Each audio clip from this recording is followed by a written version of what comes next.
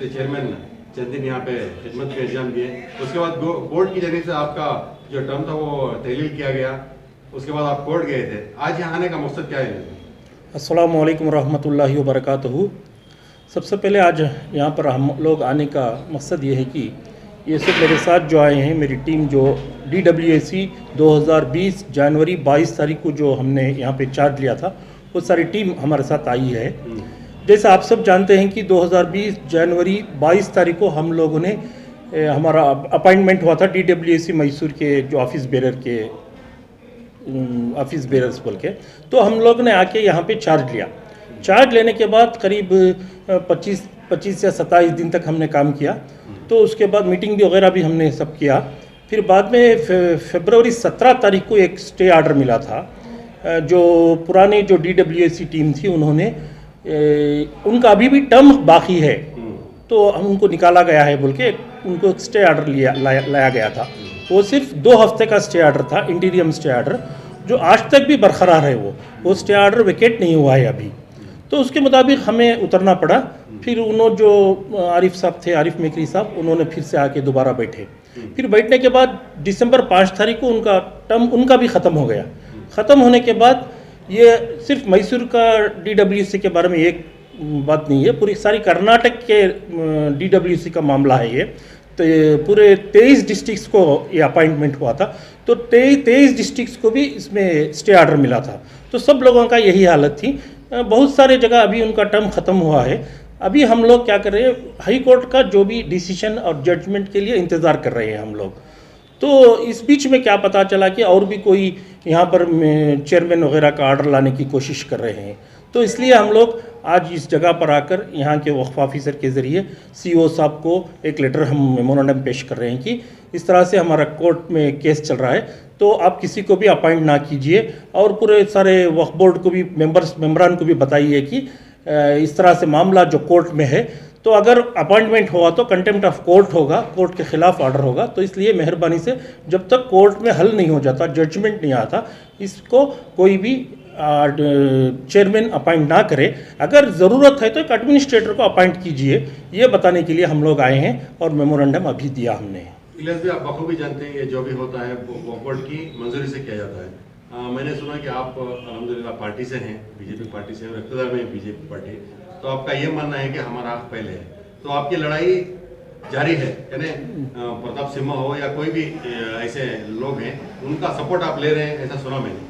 नहीं, सबका सपोर्ट है। क्यों बोले तो अगर पार्टी में है बोले तो हर पार्टी में भी हर एक को भी सपोर्ट मिलता है। ऐसा नहीं कि अब देखिए, हम जब गए लास्ट टाइम कांग्रेस अब तक हुकूमत की, कांग्रेस की हुकूमत में हमने जाके पूछा क्या हमें चेयरमैन दीजिए? एक कम से कम एक मेंबर भी हम पूछा है क्या? क्यों नहीं दिया गया हमें? अगर ऐसा समझते तो सबको साथ में ले जाना है बोलते तो वो ले सकते थे ना, क्यों आज तक नहीं पूछा? तो अब हुकूमत हमारी है। अब आप सब जानते हैं 2008 में जब BJP की हुकूमत आई, तभी भी हमारे BJP के लोग जो थे वो उन्होंने काम किया था। यानी DWAC में थे, जनाब अमजद साहब थे, फिर और हमारे उरुज साहब थे, उन्होंने सब ने काम किया है। तो एक रूटीन है ये। जब भी गवर्नमेंट बदलती है तो हर एक बोर्ड कॉरपोरेशन के सभी भी जो अपॉइंटमेंट पिछले गवर्नमेंट से किया जाते हैं उनको बर्खास्त किया जाता है, फिर नए से लोगों को लिया जाता है। अभी क्या है, इसमें टर्म था वो एक बात थी बस, जो पिछले कमिटियों का टर्म था। अब उनका टर्म ख़त्म हो गया है। ख़त्म हो गया है तो किसी को तो आना ही है। ऐसा नहीं कि BJP कांग्रेस ऐसा नहीं है। तो इसलिए हमें अपॉइंट किया गया है तो हम आ रहे। देखिए, ऐसी बात और एक बात यह है कि मैं आपको बता दूं कि गवर्नमेंट कुछ नहीं कर सकती, ऐसी भी बात है। और ये वक्फ बोर्ड के मामले में जो वक्फ बोर्ड के एक्ट वगैरह जो जानते नहीं वही बात ज़्यादा करते हैं, जो जानते हैं वो बात नहीं करते। मैं मैसूर की जो आवाम है उन सबसे मैं ये कहना चाहता हूँ कि ऐसा नहीं है। अब देखिए, वक्फ बोर्ड बनाया किसने है? गवर्नमेंट ने बनाया। किसी भी गवर्नमेंट हो, चाहे कांग्रेस हो, BJP, और किसके अंडर में काम करती है? वो गवर्नमेंट के अंडर में काम करती है।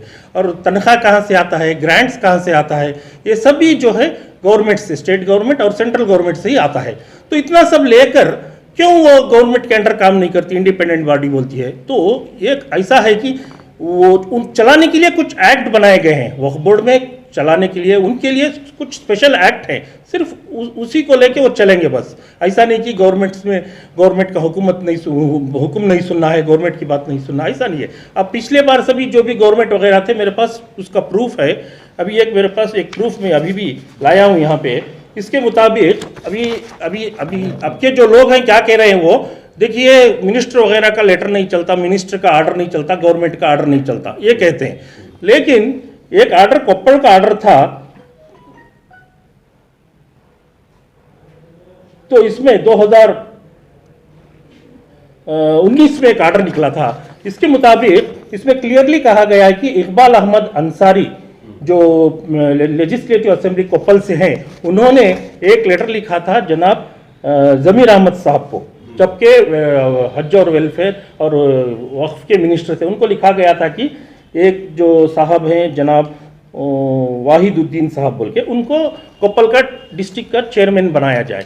तो उसके मुताबिक वो पूरा क्लियरली बता के यहाँ पे आर्डर निकला है कि इकबाल अहमद अंसारी साहब के कहने पर, यानी उनके सिफारिश के ऊपर, जनाब जमीर अहमद खान के लेटर के ऊपर हमने एडमिनिस्ट्रेटर ने इस DWC के चेयरमैन को बनाया है। तो मैं ये कहना चाहता हूँ, तो कांग्रेस हुकूमत है तो जो भी मिनिस्टर बोलता है वो चलता है, अगर बीजेपी हुकूमत है तो नहीं, मिनिस्टर का नहीं चलता। ये बात है।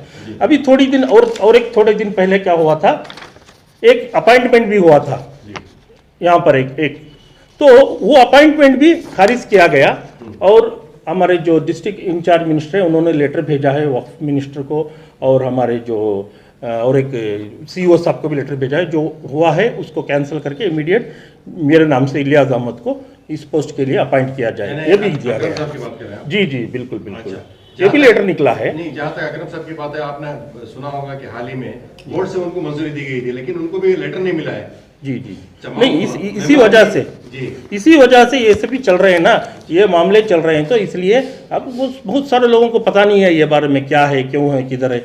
अब इसलिए हम लोग सब आवाम को कहने के लिए, बताने के लिए इधर आए हैं हम लोग, और जो मेम्बरान जो मालूम नहीं है वक्फ बोर्ड में जो है, उनको भी बताने के लिए कि ऐसा है मामला। हम भी आए, अभी भी हम रेस में हैं, अभी भी हमारा कोर्ट में केस चल रहा है। अगर कोई भी अपॉइंटमेंट निकल गया तो ये कोर्ट के खिलाफ है, हाई कोर्ट के खिलाफ, तो कंटेम्प्ट ऑफ कोर्ट होता है, कोर्ट उसके ऊपर जो भी कार्रवाई करेगी। बिल्कुल नहीं, अवाम इसलिए इतना दिलचस्पी ले रही है क्योंकि जानते हैं आप, हालिया दिनों में वक्फ को लेकर एक तमाशा बना दिया गया है। जी। जो लोग वक्फ का मीनिंग ही नहीं समझ रहे थे, ऐसे लोग सामने आकर बात कर रहे हैं। ऐसा नहीं कि कोई माँ पेट के सीख कर आता है, हर कोई सीखने वाला है, लेकिन वक्फ को लेकर तमाशा बना दिया गया है। हर किसी को जुबान पर वक्फ के बारे में, जबकि वो बिल्कुल नहीं जानता कि रियलिटी क्या है। ये तक नहीं जानते कि सिलेक्शन होता है, इलेक्शन नहीं होता। ये लोग ये तक पता नहीं है लोगों को। आपकी बात सही है, लेकिन जहां तक अकरम साहब की बात है, मैंने जैसा कहा कि वो बाकायदा कमेटी की एक लिस्ट वायरल हो गई है, आप जानते होंगे वो। तो ये जो आप लेटर बता रहे हैं, अवाम को और एक कंफ्यूजन होता है कि ये क्या होने वाला है आने दिनों में। तो खुलकर बताइए कि आपकी क्या कोशिश है।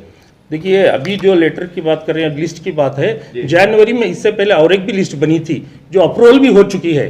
मैं कहना चाहता हूँ जनाब आरिफ मेकरी साहब के सदारत में, यानी चेयरमैनशिप में, एक भी लिस्ट वो पूरी बोर्ड में भी रख के उसको मंजूरी ली गई है, लेकिन वो आज तक वो भी ऑर्डर नहीं निकला है। समझ में आ गया ना। तो बोर्ड के मेम्बरान कर सकते हैं, ऐसा नहीं कि 2-4 लोग मिलके नहीं इसको पास करो उसको पास करो, कर सकते हैं, लेकिन ऑर्डर नहीं निकल सकता जब तक CEO उसके ऊपर सिग्नेचर नहीं करते, वो ऑर्डर नहीं बनता। अच्छा, फिलहाल आपकी क्या पोजीशन है कोर्ट में? जो आपका मामला था जी, वो वक्फ बोर्ड से तो खारिज कर दिया गया, कोर्ट का क्या कहना है? नहीं, वक्फ बोर्ड से खारिज नहीं हुआ है, वक्फ बोर्ड से खारिज नहीं, मैं यही कहता हूँ, वक्फ बोर्ड से खारिज नहीं हुआ है। वक्फ बोर्ड से एक उस वक्त में जनाब यूसुफ साहब, मरहूम यूसुफ साहब जो थे, उन्होंने एक मीटिंग किया था, उसमें हमें जो टीम जो कमिटीज बने थे उनको ऐसा ही रखा गया था, जब तक उनका टर्म नहीं होता उस वक्त तक ये टीम ऐसे ही रहेंगे, ये जो कमिटीज है, ये कहा गया है। रेजोल्यूशन कापी मेरे पास है ना, तो मैं बताऊंगा फिर। तो दिखाई नहीं, मैं बताता हूँ आपको, भेज देता हूँ वो कापी वगैरह जो है, जो रेजोल्यूशन हुआ था। तो और एक गवर्नमेंट से और एक भी एक एक्ट है, एक्ट 97 बोल के, उसके मुताबिक गवर्नमेंट बोर्ड को हिदायत दे सकती है, जो भी सजेशन है वो सब दे सकती है, तो उसको मंजूर करना जरूरी है बोर्ड। तो इस तरह से तो ये मामले में जो हमारे बोर्ड के जो DW से हुए थे, जो इनके बारे में 1-2 सजेशन गए हैं गवर्नमेंट से, अब वो उनको मानना नहीं मानना बोर्ड का है। अब नहीं मानेंगे तो उसका उनको उसका जो है वो सजा मिलेगी। क्यों बोले तो अभी देखिए उसको नहीं मानेंगे बोले तो सेंट्रल को जाएंगे, CWC है उसके ऊपर। ये लोग हम गवर्नमेंट से बता सकते हैं, तो मेरा शिकायत आपकी कर कोशिश सकते हैं। जारी बिल्कुल रहेगी जब तक आपका कायदा नहीं बिल्कुल बिल्कुल, जब तक कोर्ट में मामला है, जब तक कोर्ट में जजमेंट नहीं होता, इंशाल्लाह हम लोग इसमें जटे रहेंगे। आज यहाँ पे आए थे, वो लेटर में क्या था मेमोरेंडम आप देते हैं? नहीं, मैं वो आपको भी मैं वो सॉफ्ट कॉपी भेज दूंगा जो है वो। जी। उसमें वही बताया गया है कि हम लोग चार्ज लिए थे और कोई केस चल रहा है, केस नंबर के साथ 3397 बोल के केस, उसके मुताबिक हम लोग अभी भी हैं, यानी चेयरमैन हैं, वो जो पोस्ट है उसको रोका गया है, बस हाई कोर्ट में चैलेंज किया गया है। लेकिन अभी भी मैं चेयरमैन हूँ, उस वर्ड को जो चेयरमैन जो लफ्ज़ है उसको हाई कोर्ट में चैलेंज किया गया है, यही लिखा हूँ मैं। तो इसलिए किसी को भी इधर अपॉइंटमेंट मत कीजिए, अगर करना है तो एडमिनिस्ट्रेटर को कीजिए, फिर नहीं तो हमें ही अड हॉक कमेटी बोल के हमें ही चलाने के लिए एक ऑर्डर पास कीजिए बोल के लिखे हैं हम। शुक्रिया।